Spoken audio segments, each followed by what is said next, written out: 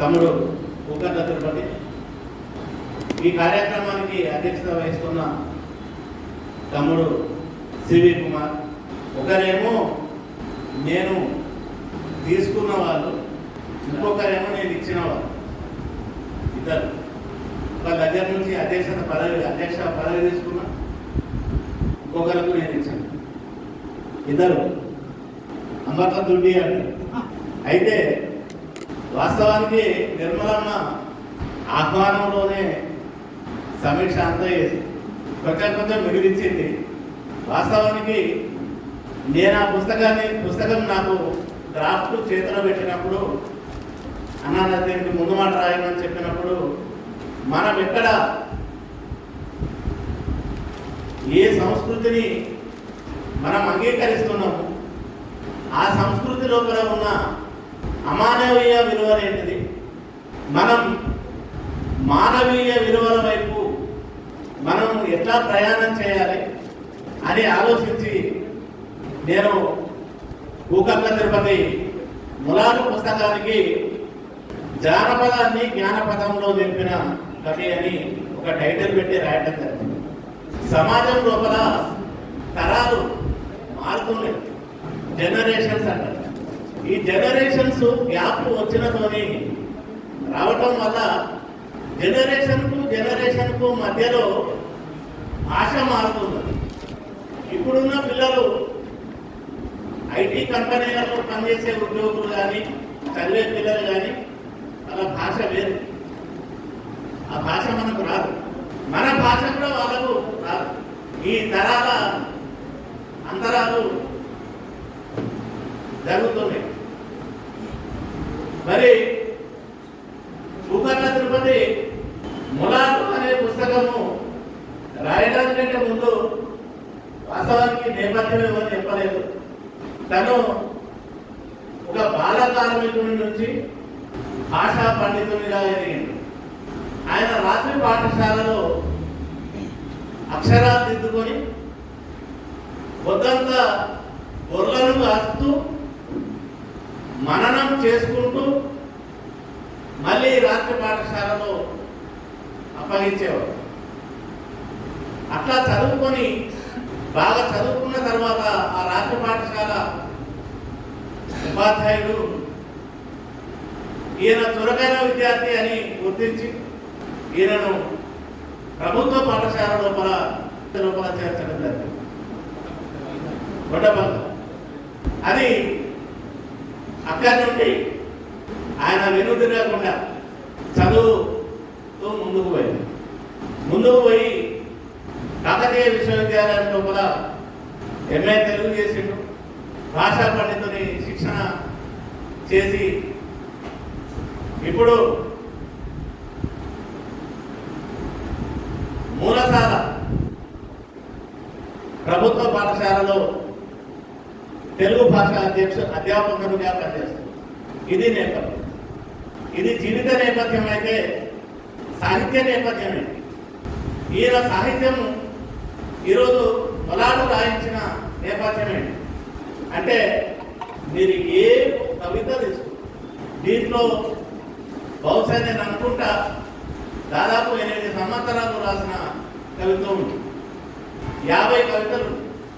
ఈ 50 కవితలకు నేపథ్యము ఒక గ్రామం వ్యవసాయ నాగరికత.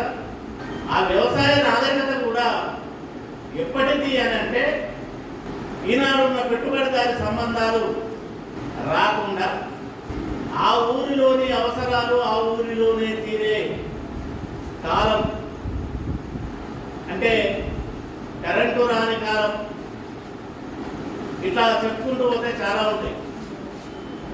దాన్ని ఈ యాంత్రిక నాగరికత పెట్టుబడిదారి పూర్వ సమాజం కంటే ఆ సమాజం నాటి గ్రామం అది ఒక కేంద్రకంగా ఉంచుకున్నాడు, ఒక నేపథ్యంగా ఉంచుకున్నాడు. అట్లాగే నేను ఇందాక చెప్పిన తను చిన్నప్పుడు గొర్రెలను కాసింది కాబట్టి ఆయన ఆ కులవృత్తికి సంబంధించిన నేపథ్యం కూడా ఉన్నది. ఈరోజు మనకు దర్శనమిచ్చే కవిత్వం మొత్తం ఈ రెండు నేపథ్యాల నుంచే వచ్చింది. దీన్ని దాన్ని రాలేదు. మీరు ఏ పోయం ఏ కవిత చదివినా, ఉపమానాలైనా ఉత్ప్రేక్షలైనా, మీరు ఏది చూసినా ఆ కవిత ద్రవ్యాలు, కవిత దినుసులు ఏవైతున్నాయో వాటిని మీరు దేన్ని చూసినా ఆ వ్యవసాయ నాగరికతనే నుండే ఉంటాయి, ఆ వృత్తి జీవితం నుండే ఉంటాయి. ఇది నాకు అర్థమైన మొలాటు. ఇక పుస్తకంలోకి పోతే మనకు writers are certains of the heart and soul of the community అని అన్నారు. ఎవరు? బుగివా థియాంగో, ఆఫ్రికన్ రైటర్స్ రచయితలు మిర్రర్స్ కావు, దర్పణాలు కావు. ఉన్నది ఉన్నట్టు చూపించడానికి ఫోటోగ్రఫీ కాదు. రచయితలు దాంట్లో ఉన్న ఆ జీవితాన్ని పట్టుకోకుంటే, ఆ జీవితాన్ని చిత్రించకుంటే అది ఒక ఫోటోగ్రఫీ అవుతుంది. ఆ ఫోటోగ్రఫీకి చలనం ఉండదు, జీవం ఉండదు. అది నవల కావచ్చు, అది కవిత్వం కావచ్చు, అది కథ కావచ్చు, ఏదైనా కావచ్చు. ఆ దాంట్లో జీవితాన్ని పట్టుకోకుంటే అది ఫోటోగ్రఫీ అవుతుందని తెలియజేస్తూ, మరి దానికి భిన్నంగా మొత్తం కవిత్వాన్ని ముఖ్యమైన ప్రధానమైన అంశాలను నేను కనుంటా. అయితే అట్లా మనకు విత్తనం అని అంటారు. వాస్తవానికి విత్తనం అనేది వెలిగాడు. ఈ ఏ విత్తనంలో ఇది అన్నారు, ఈ పొట్టువాడి పాడగానే ఇదే విత్తనం రానంటారు, మనకు కోపం వస్తుంది. అట్లా విత్తనం అనే కవిత లోపల భూగర్భ తిరుపతి తన బాల్య స్మృతులు మొత్తం నిక్షిప్తం చేసి, ఆ బాల్యము తీటతనం అంటారు. 2-3 సార్లు అంటారు. తీటతనం అంటారు 2-3 సార్లు. ఎట్లాంటి వాడంటే, ఎవరన్నా మోపెత్తుకోను, ఏదైనా గడ్డి మొక్కు కావచ్చు, కట్టెల మొక్కు కావచ్చు, ఎత్తుకోను కొంచెం సహాయం పట్టు అని అంటే మనోడు దాన్ని ఏం చేసేదట అంటే, ఇది అతిశయోక్తులే కావచ్చు, కానీ నిజమే కావచ్చు, అతిశయోక్తులే కావచ్చు. ఎదుటోడు ఎంత పూర్ణంగా కాలుతో తంతే కట్టెల మొక్కు ఎత్తుకునేటువంటి నెత్తినవాడే. ఇది ఆయన చిన్ననాటి స్మృతులలో ఒకటి. మనం మామిడి చెట్లు ఎక్కుతాం, మామిడి పండ్లు, మామిడి కాయలు తెప్పడానికి మామిడి చెట్లు ఎక్కుతాం. మామిడి చెట్ల మీద కొరుసీమలు ఉంటాయి. కొరుసీమలు కుడితే చచ్చిపోతాం, అంత మంట కుడతాం. దానికి విరుగుడైంది, శరీరం అంతా బూడిద పూసుకొని, బూడిద తెలుగులో అయితే బూడిద సంచి కట్టుకొని ఎక్కుతాం నడుము. ఎందుకంటే ఆ బూడిదకు రావాలి, అది మందు. ఆ బూడిద రాసుకున్నాం అనుకో, కాలు చేతులకు బూడిద రాసుకుంటే ఇంకా కాలుకు చేతులకు బాగా పుట్టాయి. అట్లా వెయ్యి నిండారుగా ఉబుది పూర్ణమై పూసే. ఉబుది బట్టే రాసుకుంటా అంటలేడు అక్కడ. ఉబుది అంటే విభూది, పూర్ణమై పూసేది. ఇక్కడ కవిత్వం చేస్తున్నాం, వచనంలో చెప్తలేదు, దాన్ని కవిత్వం చేస్తున్నాం. కొరువిదయ్యాలు లాంటి కొరిసీమలు దూరమయ్యేది, మామిడి పిక్కలను ఒక్కదారి పట్టించే చిట్టారు. ఇది ఆయన తీటతనం అన్నాడు కాబట్టి కాపలా వాళ్ళు ఉంటారు. కాపలా వాళ్ళను కూడా మభ్యపెట్టి కాయలు కలుపుకోవాలని మొత్తానికి ఏదో ఒక ఉపాయం చేసి, అందుకే ఆ మాట వాడి. ఇక్కడ ఒక సామెత ఉంది. సామ్యత ఏంటంటే భూకర్ణ తిరుపతి వ్యవసాయ నాగరికత నుండి వచ్చి చదువుకున్న ఫస్ట్ జనరేషన్, మొదటి తరం విద్యావంతులు. నేను కూడా అట్లా వచ్చిన గ్యాస్ నూనె గుడ్డి దీపానికి చదువుకుంటే ముక్కులలో మసిగి ఏరింది, గొడవ వెంటకలు కాలిపోయినాయి అని కూడా రాస్తాను. అది నాకు కూడా అయింది. ఇట్లా ముఖం అంతా తుడుచుకుంటే, టవల్ బట్టి తుడుచుకుంటే ముఖానికి అంటిన ఈ మసి మొత్తం టవల్ కంటే ఆ పరిస్థితి. ఆనాడు ఈ రోజున్న చిరువిందు లేవు గ్రామాల్లో. ఏమన్నా ఉంటే బెల్లపూస ముద్దలు, లేకుంటే ఓత్పాదాలు ముద్దలు, ఇవి తప్ప చిరుదిండ్లు లేవు. ఎప్పుడన్నా బెల్లం నోటేసుకుంటే ఎవరు పెద్ద గొప్ప, కుడుకలు బెల్లం తిన్నోడు గొప్పోడు ఆ గ్రామీణ జీవితంలో. మరి వాటి ఒప్పుకుంటామా? అడవికి పోయిన తర్వాత అడవిలో దొరికే కాయ కసరు అన్నీ నవ్వి మింగడమే ఉంటాయి. ఈయన యాప పండు తిన్నాడు, గుడుగు పండు తిన్నాడు, తునికి గిట్రేగు పండు తిన్నాడు, పెరగ తిన్నాడు. ఇవన్నీ అడవిలో దొరికే వస్తువు. ఇంకా ఏం చెప్పుకున్నాడంటే, రాక అంటే మీకు తెలుసుకుంటారు బహుశా అందరికీ.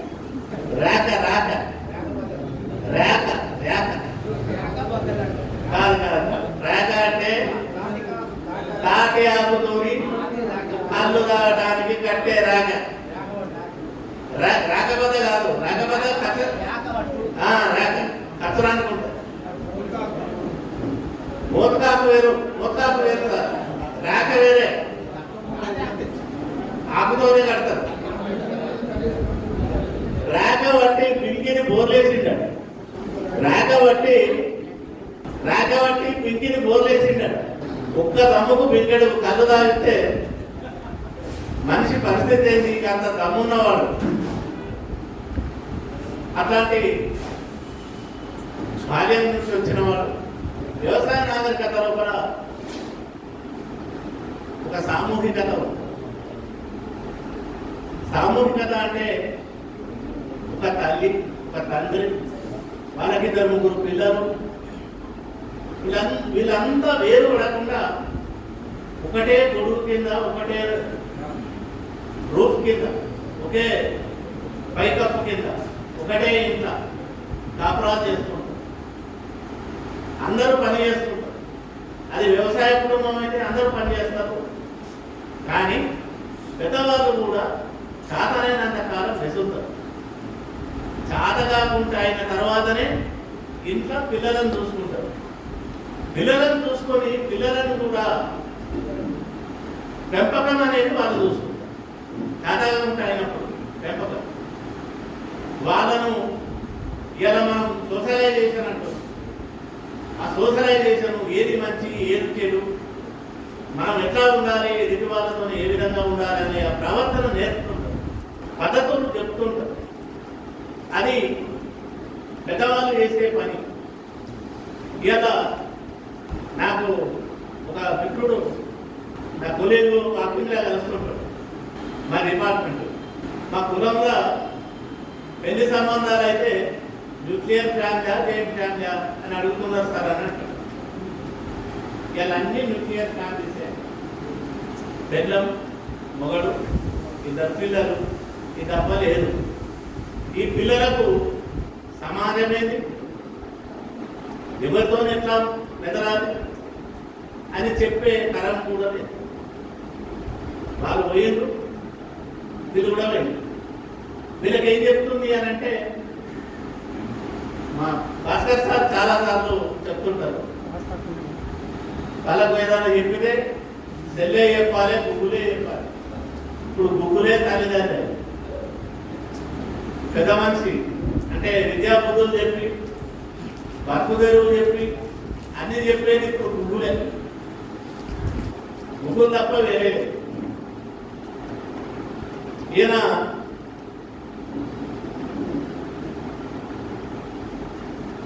బహిరంగ ఇల్లు అనేది చాలా పెద్ద కవిత. వాస్తవానికి మొలాటలో దీర్ఘ కవితలు కావాల్సినవి చాలా ఉంది. దీర్ఘ కవితలు కావాల్సినవి చాలా ఉంది. అంటే దానికి కారణం ఏంటంటే ఆ జీవితం తెలిసి ఉండటం, తెలిసిన జీవితం నేపథ్యం కావడం, అది ఒక ప్రవాహం లాగా రావడం. అది ఎక్కడ మొదలు పెడతాము, ఎక్కడ ముగిస్తాము అనేది ఆ ప్రవాహాన్ని మనం ఒకసారి కలం పట్టిన తర్వాత నిజంగానే అది తెలిసిన వస్తువు అయితే ఆ కలమే నడిపిస్తారు. లేకుంటే 10 సార్ల కళాన్ని ఆపి, అంటే ఏమనుకోవద్దు కానీ పురిటి నొప్పులకు ఇంకా వేరే దానికి తేడా ఉంది. ఆ నొప్పులకు ఈ నొప్పులకు తేడా ఉంటుంది. అట్లాంటి బహిరంగ ఇల్లు దాంట్లో ఒక సామూహికత ప్రతిబింబిస్తారు. చుట్టాలు వస్తారు, బంధువులు వస్తారు, ఆరు బయట ఇంటి బయట మంచాలు వేసుకుంటారు. మంచాలు వేసుకొని శాస్త్రాలు చెప్పుకుంటారు. అంటే శాస్త్రాలు అంటే కథలు చెప్పుకుంటారు. కథలనే శాస్త్రాలు. గ్రామీణ జానపద భాషలో శాస్త్రాలు అంటే కథలే. కథలు చెప్పుకుంటారు. ఆ కథలలో కూడా నీతి ఉంటుంది. పెద్దవాళ్ళు చెప్పే దాంట్లో అయితే పొడుపు కథలు, మెదడుకు మేత పెట్టే కథలు, లేకుంటే ఏదన్నా ఒక నీతి చెప్పే కథలు, అవి తప్ప వేరే ఉండేవి కావు. అయితే వాళ్ళు సాహిత్య లోకానికి తెలుసు. భాస్కర్ సార్ కానీ లేకపోతే మిత్రుడు బోర్లం కానీ జానపద కథ లోపల అది ఏకరూపత ఉండదు. అది ముందుకు వెనుకకు మారుతుంటుంది. కొత్తవి కలుస్తుంటాయి, పాతవి ముక్తమైపోతుంటాయి, రకరకాల ఉంటాయి. అయితే ఈ బహిరంగ ఇల్లు లోపల శాస్త్రాలు, సంబరాలు, కథలు ఎతలు, చుట్టాలు, పక్కాలు, కట్ట నిట్టూరాల కథ ఉంటుంది. ఇది వాళ్ళ కష్ట సుఖాలు కూడా పంచుకుంటారు. ఆ కష్టాలకు కూడా వాళ్ళకు తోసిన పరిష్కారాలు కూడా చెప్పుకుంటారు. ఆ పరిష్కారాల ప్రకారమే ముందుకు పోతారు. ఇక సమస్యల విషయానికి వస్తే మొదలు రైతుల మీద 4 కవితలు రాస్తారు. రైతుల మీద 4 కవితలు రాస్తే ఈ 4 రకాల వస్తువులు తీసుకుంటారు. పెట్టుబడిదారి పూర్వ సమాజంలో కూడా రైతులు తన జీవనాధారం తను అనుభవించడానికి, బతకడానికి పండించుకున్న పంట, అమ్ముకోవడానికి కాదు. అట్లాగే ఆనాటి జీవితం లోపల విత్తనాలు రైతే, ఎరువు రైతులే, పురుగు మందులు లేవు, దున్నడం నాగలే. ఎవరి వ్యవసాయ క్షేత్రంలో వాళ్ళే పనిచేసుకునేవారు. పండించిన పంట వాళ్ళు అనుభవించడానికి, మార్కెట్ కోసం కాదు. ఇలా పెట్టుబడిదారి సంబంధాలు ఎందుకు అనుకున్నామంటే, మనం ఒక పెట్టుబడి పెడతాం, పెట్టుబడితోని కూలీలను కూడా తెచ్చుకుంటాం, యంత్రాలను తెచ్చుకుంటాం, విత్తనాలు తెచ్చుకుంటాం, పురుగు మందులు తెచ్చుకుంటాం, ఎరువులు తెచ్చుకుంటాం. ఇవన్నీ మార్కెట్ నుంచి మనకు వచ్చేది. వీటన్నిటి తర్వాత పండిన పంట మళ్ళీ మనం తినే మనం ఉంచుకొని, తినే క్వాంటిటీ ఏదైతుందో దాన్ని ఉంచుకొని మిగతాది మొత్తం మార్కెట్కే. అందుకే ఈరోజు వ్యవసాయం లోపల పెట్టుబడిదారి సంబంధాలు వచ్చినాయని చెప్తున్నాం. పెట్టుబడిదారి పూర్వ సంబంధాలు ఉన్నప్పుడు సమస్య లేదు, పెట్టుబడిదారి సంబంధాలు వచ్చిన తర్వాత సమస్య లేదు. దీంట్లో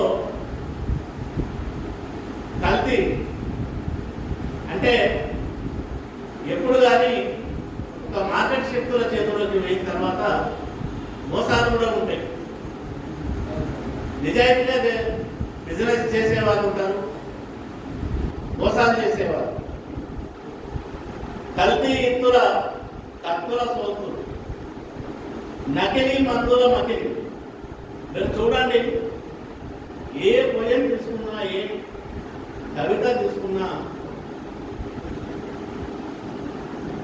శ్రవణ శుభగత్వము సాధించిన ఎక్కువ. అంటే శబ్ద సౌందర్యం అనేది చాలా బాగా సాధించిన కవిత్వం ఉన్నది. కల్తీ ఇత్తుల కత్తుల సోతులు, నకిలీ మందుల మకిలి, నెత్తురు కొత్తలు నెమరేయడానికి కొత్తగా తీసుకపడిన నల్లదెనిగలు అనేది దీన్ని బ్లాక్ మార్కెట్ కు ప్రతీకగా వాడిండు అని నేను అనుకుంటున్నాను. జరగలు అంటారు, జనగలు అని గ్రామీణ జీవితంలో వాళ్ళు అంటారు. జనిగలు అనేటివి వాటి పని రక్తాన్ని తీసుకుంటారు. అందుకే ఈ బ్లాక్ మార్కెట్ ను నల్ల జనిగలతో పోల్చిండు అని నేను అనుకుంటున్నాను. తర్వాత ఇంత చేసి రైతు ఇంత చేసిన తర్వాత తన పంటకు తను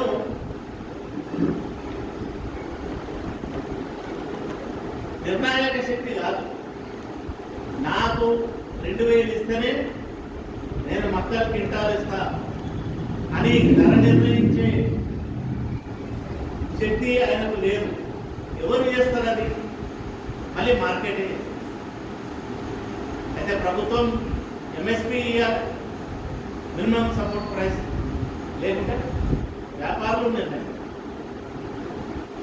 అట్లా సాలెంక సాలు కవిత లోపల గిట్టుబాటుగా ఒక గిలగిల కన్నుగా చేస్తున్నాడు.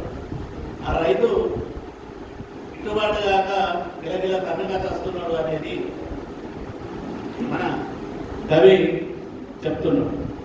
మనకు తెలుసు, నాసిక్ నుండి బాంబే వరకు గిట్టుబాటు ధరల కోసం,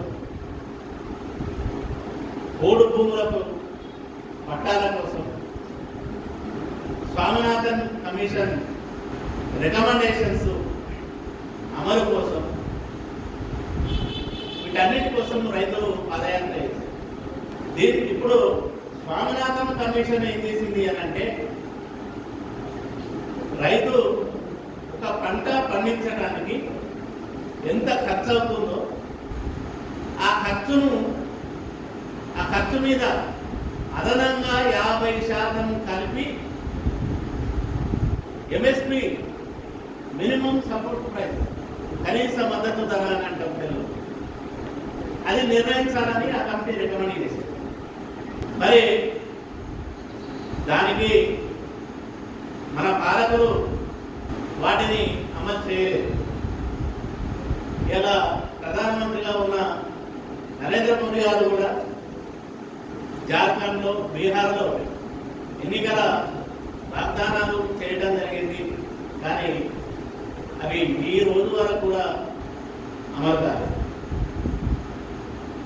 అందుకే నాసిక్ గుట్ట నుంచి ముంబై బస్తీ వరకు వరద పోటెత్తిన గోదావరి కూడా నాసికుల్నే పుడతారు. రైతులు కూడా నాసికుల్నే ప్రారంభించారు వాళ్ళ ప్రయాణం. దండి యాత్రను తలపించే శాంతి అకార్యల సైనిక దండయాత్ర, సైనికులు అంటే రైతు. తుంగల తొక్కి పెట్టిన స్వామినాథుని ఇగురాల చిగురు కరలకి ఇది ఆనాడు చేసిన ప్రయాణం, పాదయాత్ర. తర్వాత ముగురు మొగురు అని కూడా రైతుల మీద ఒక కవిత రాశారు. అయితే దీంట్లో గొర్రెల కాపరులకు సంబంధించిన ఒక కాయ ఉదాహరణ తీసుకొస్తాం. గిట్టుబాటు గొట్టెకాయ అయినాక కనీస మద్దతుకు దస్కతుండదు. అంటే గొట్టెకాయ అంటే మీకు ఎవరికైనా తెలుసో తెలియదో కానీ ఒక కాయ ఉంటుంది. అది మేకలు, ఈ నెమరు వేసే జంతువులు, స్మాల్ రూమినెంట్స్ అని అంటారు వాటిని. నెమరు వేసే జంతువులు ఏంటంటే ధనాదం అందిన కాడికి ఏ దొరికితే అది తినేసి నెమ్మదిగా ఉన్నప్పుడు, వాటికి విశ్రాంతి ఉన్నప్పుడు నెమరు వేస్తాయి. ఆ కడుపులోని ఆ కసరనంతా నోట్లకు తెచ్చుకొని దాన్ని మెత్తగా నమిలి మళ్ళీ మిగులుతాయి. దాని సైక్లింగ్ అవుతుంది కడుపు. అట్లా గొట్టెకాయలు ఆ గుజ్జును నమిలి మింగేసి కాయలు మాత్రం బయటకు వదిలేస్తాయి. అవి చిన్న చిన్న కచ్చకాయలు అంటుంటాయి. వాటిని కొట్టితే లోపల గుజ్జు ఉంటుంది, తెల్లటి గుజ్జు ఉంటుంది. ఆ గుజ్జు మేము చిన్నప్పుడైతే వాటిని కొట్టుకొని బాగా తినేది. గొర్రెనాక ఉన్న దగ్గరికి పోయి వాటి తేరు కచ్చుకొని నేను కొట్టుకొని తింది. అది ఆయన వృత్తి జీవితం నుంచి అంటే గిట్టుబాటు గొట్టెకాయ అయిన తావుల అంటే నమిలి ఉంచేదే అయిపోయింది. దానికేం పెద్ద ప్రాసంగికత లేదు. కనీస మద్దతుకు పత్రం దశకకుండదు.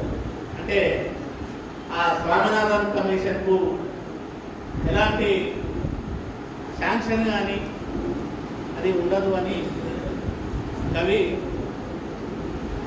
చెప్తున్నాడు. దానికి తోడు ప్రభుత్వం ముగ్గురు మొగురు అని ఒక కవిత రాసింది. ప్రభుత్వం రైతులకు కేంద్ర ప్రభుత్వం ఒక 3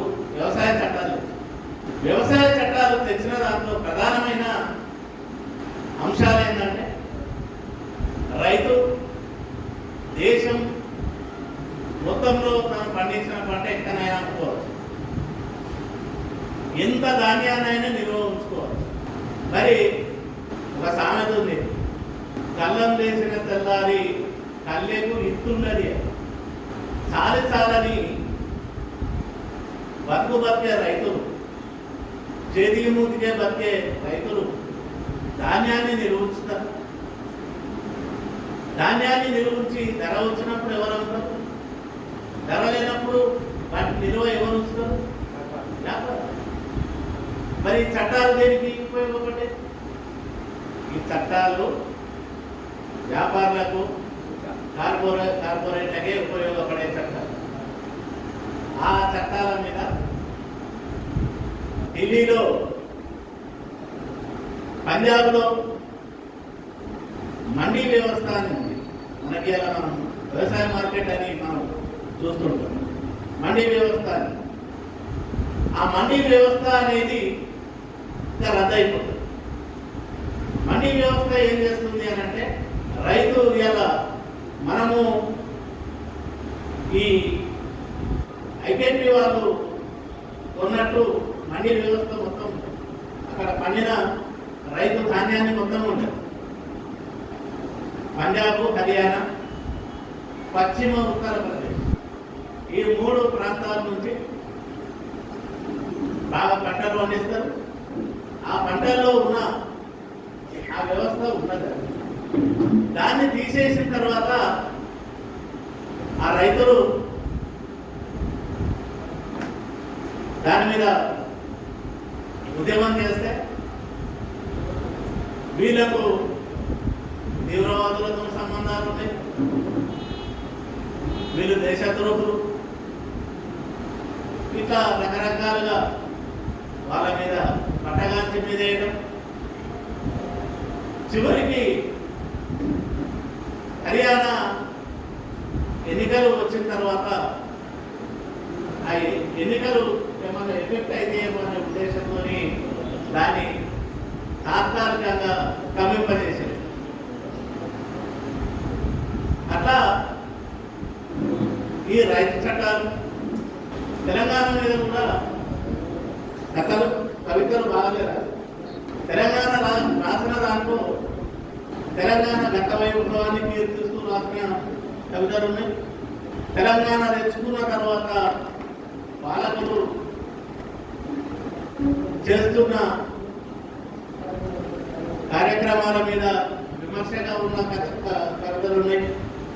అవకాశవాదులు లేకుంటే కెరియరిస్టులు పోయి ప్రభుత్వం సంఘలో చేరి పాటను పాదాల కాడ పెట్టిన దాన్ని నిరసించిన కవితలు ఉన్నాయి. ఇలాంటివన్నీ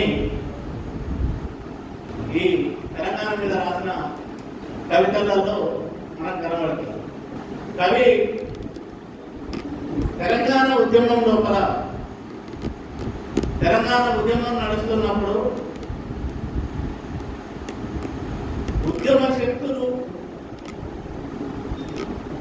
ఉద్యమ శక్తుల ఆకాంక్షలు, ప్రజల ఆకాంక్షలు వేరు. ఆ ఉద్యమాలను నడిపిస్తున్నాము, రేపు అధికారానికి వస్తాము అనుకున్న వాళ్ళ ఆకాంక్షలు, వాళ్ళ ఆకాంక్షలకు వీళ్ళ ఆకాంక్షలకు ఎక్కడ పొందర లేదు. అధికారానికి వచ్చిన తర్వాత వైరుధ్యం ఏర్పడింది. ఇక్కడ తెలంగాణ వస్తే మన వనరులు మనకు ఉంటాయి, మన డబ్బు మనకు ఉంటుంది, మన పరిశ్రమల లోపల మనకు ఉద్యోగాలు వస్తాయి, ఇంటింటికి నౌకరిస్తాను. ఎంత హాస్యాస్పదమైన వాగ్దానం అంటే ఇంటింటికి నౌకరిస్తాను మొదల. అట్లా వాటికి సంబంధించిన కవితలు ఉన్నాయి. వనరుల సంక్షేమమే చేయ పచ్చని తెలంగాణ మన లక్ష్యం. నినాదాల దిక్కురబలు ఉప్పరైన జాగలు, చిక్కబడ్డ నిరసనల నీలి మగు అడగలున్న రక్తసిక్తమైన దృశ్యాలు. ఇది తెలంగాణను మనసారా కోరుకున్న వాళ్ళు, ఆశించిన వాళ్ళు, ఆకాంక్షించిన వాళ్ళు తెలంగాణ వస్తే ఇది నిజంగానే రాజ్యాంగంలో సోషలిజం అని ఉన్నది.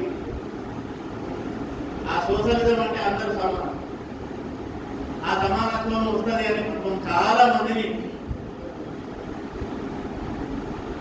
విశ్వవిద్యాలయాల మేధావులు కావచ్చు, వాగ్గేయకారులు కావచ్చు, చోటా మోటా లీడర్లు కావచ్చు, వీళ్ళందరూ నమ్మబలికే పుస్తకాలు రాశారు, వ్యాసాలు రాశారు, ఉపన్యాసాలు ఇచ్చారు.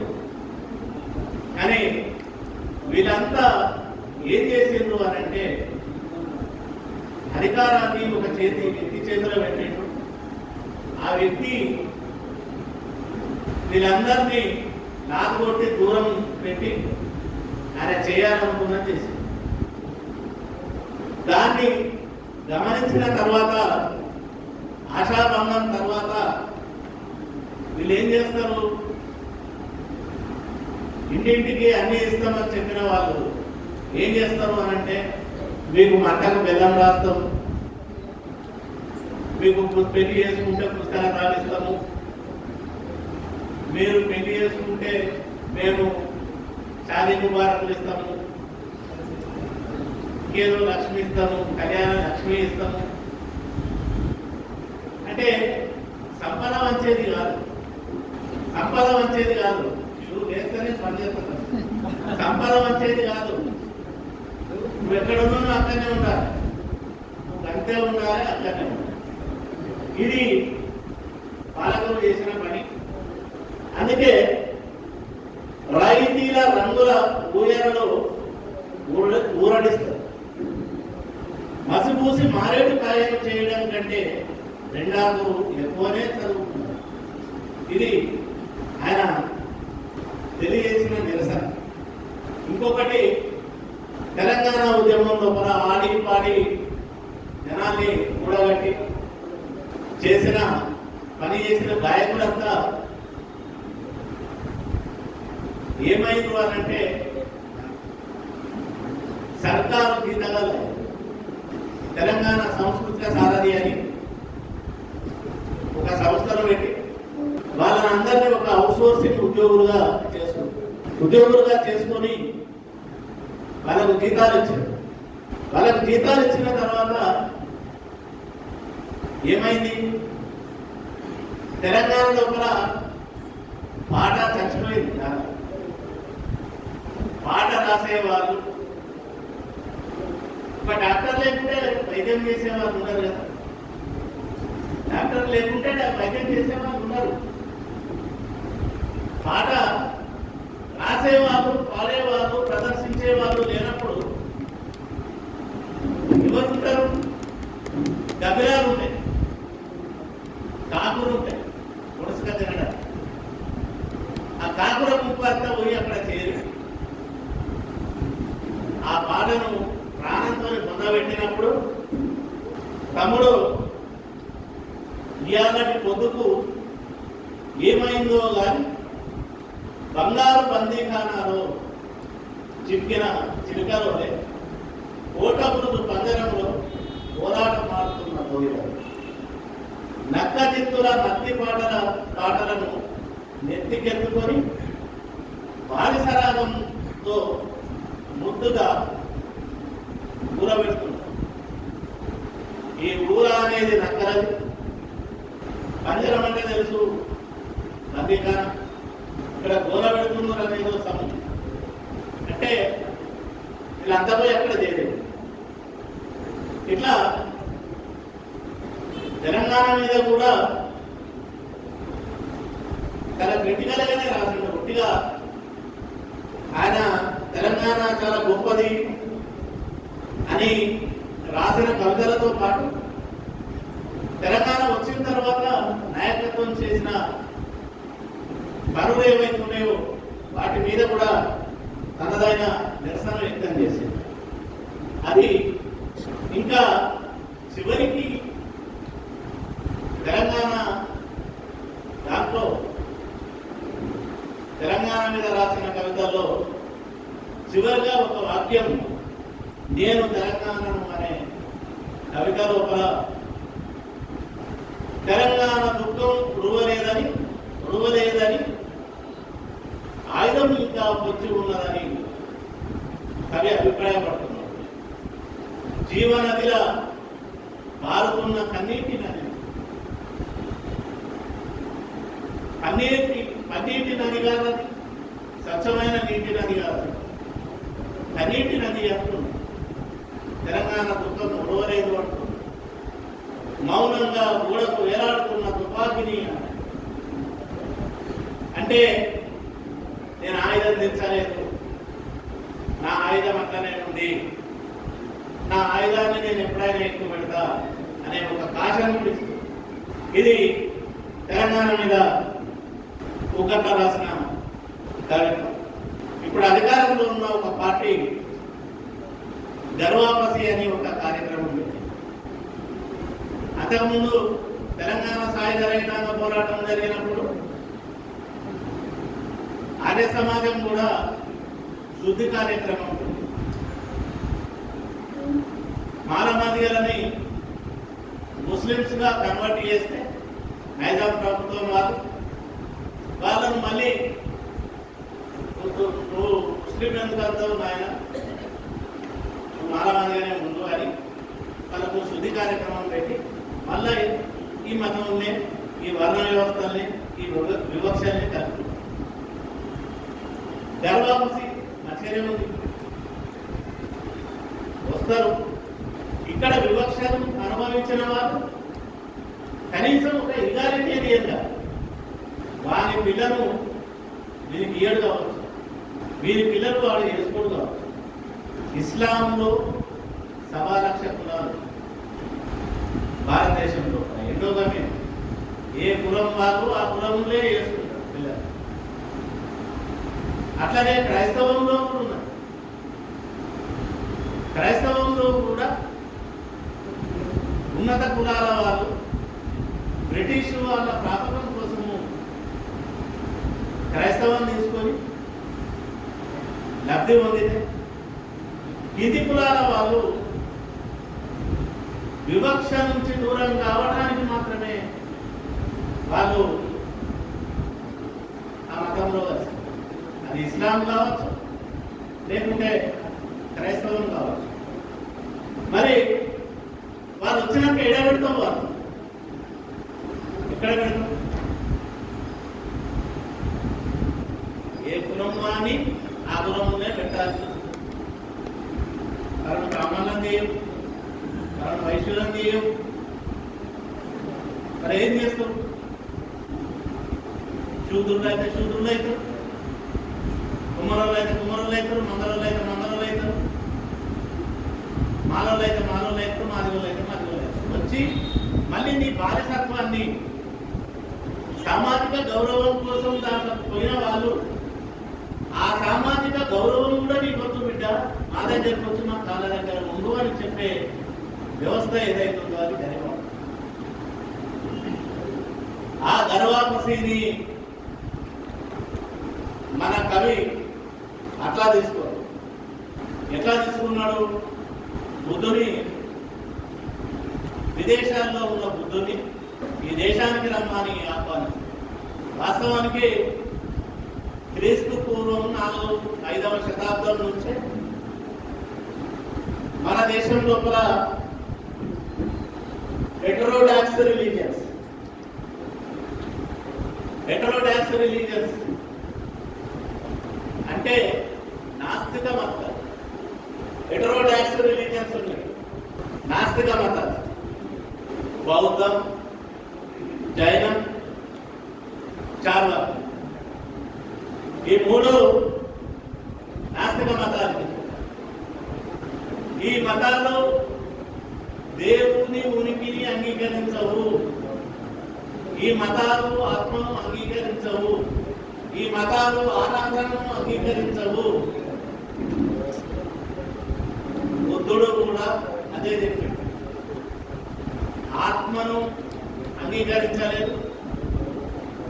దేవుని విషయం లోపల ఎప్పుడు ఎవరు చర్చకు దేవుడు ఉన్నాడా లేడా అనేది చర్చ పెట్టినప్పుడు ప్రతిసారి ఆయన చర్చను అవాయిడ్ చేసి ఆయన ఎప్పుడు ఆ చర్చలో పాల్గొన్నాడు.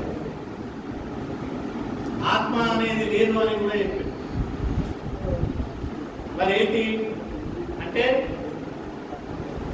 నువ్వు నిర్వాణం పొందాలంటే, ఈ జన్మకు సంబంధించిన బంధనాల నుంచి నిర్వాణం విముక్తి పొందాలంటే అష్టాంగ మార్గము అనుసరిస్తే నువ్వు నిర్వాణం పొందుతావు అనేది ఆయన చెప్పిండు. ఆయన ఆ మతం ఇగాలిటేరియన్ అంటే ఒక సమానత్వం ఉన్న మతంగా అది ఉన్నది. దాంట్లో స్త్రీలను కూడా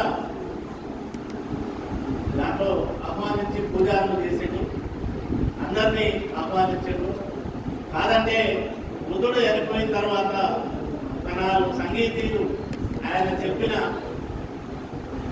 ధర్మం ఏదైతుందో దాన్ని స్టాండర్డైజ్ చేయడానికి కొరకు 4 సంగీతీయులు నడిచినాయి. ఆ 4 సంగీతాలలో 3వ సంగీతి లోపల బౌద్ధం మహాయానం, హీనయానంగా విడిపోయింది. మహాయానము బుద్ధుని బోధనలకు కట్టుబడి ఉంటే అది తేరవాద బౌద్ధం అంటారు.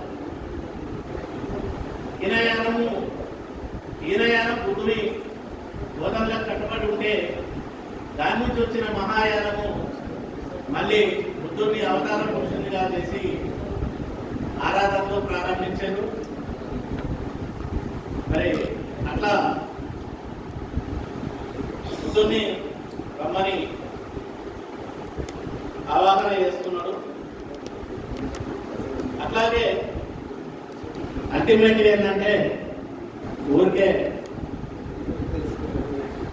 ఫేస్బుక్లో పెట్టి నువ్వు గిరియా నేను గిరియా అది కవిత్వంగా చలామణి అవుతున్న కాలం లోపల ఇది మార్కెట్ కల్చర్. ఇది ఎవరు వద్దన్నా కాదన్నా మార్కెట్ సంస్కృతి వచ్చింది.